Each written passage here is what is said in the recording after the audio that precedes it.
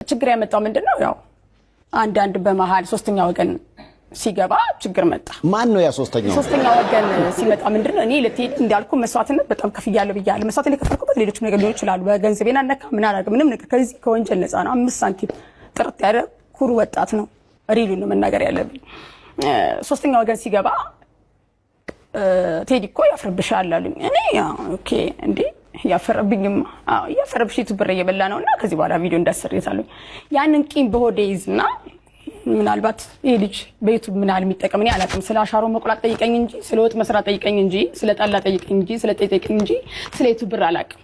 ሪሉን ስነግራ እሺ በዩቲዩበር እየሸቀለብሽ ነውና ያፍርብሻል አለኝ።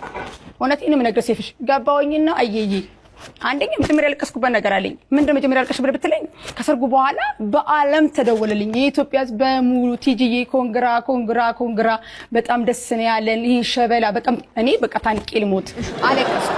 እግዚአብሔር ወይ ምን አለበት ከምፈልገው ወንድ ሪት ጋብቻ በሆነልኝና ባሳየዋቸው ያኔ ሰላም ይነሳኝ አመመኝ። ሪት ጋብቻ ቢሆን ኖሮ አልታመምም ነበር። የታመምኩትኝ ህዝቡን ያሳመመኝ ህዝቡ ስለሚወደኝ ጓደኛው ዩቲዩበር እየሸቀለብሽ ነው ያፍርብሻል ሲለኝ እንዴ እኔ እዚህ ጋር ህዝብ እየደበደበኝ ህዝብን እየዋሸው እየተገረፉ እንዴት ይታፈርብኛል? ለምን ብታፈርሻል? አለቆ ልጨርስልኝ አላልኩ እንዴ አፍርብኛል? ያ ልጅ ተባርኩት የራሱ ጓደኛ ሶስተኛ ጓደኛ ቲጂ ያፍርብሻል አለኝ ሲለኝ አይ ልጨርስ እንጂ ኖ ያጣላንም እኮ እሱ እኮ ነው። ሚስጥር ወጣበት ሚስጥር እኮ አይወጣም። ሴፍሻ ሚስጥር አይወጣም ነበር። እኔ እኮ አልኩ እኮ እስከ መጨረሻው ድራማው ይቀጥላል። ልጁን አፈምሰው ነበር።